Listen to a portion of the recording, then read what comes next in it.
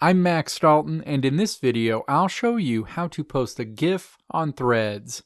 GIFs can be a great way to get your point across and make your post stand out on Threads. However, if you copy and paste a link to a GIF on Threads, it will post as a link to the GIF and not as the video on a loop.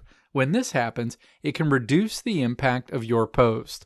Thankfully, all you need to do to post your GIF so that it plays as a video on a loop is download the GIF to your device and then attach it to your Threads post.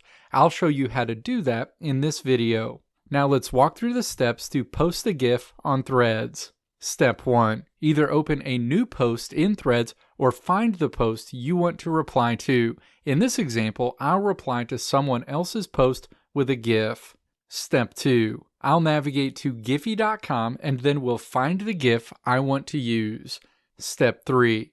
Tap the vertical ellipses under that GIF to open the GIF in its own window. Hold your finger against the GIF to open a menu and then tap Save to Photos to save the GIF to your device.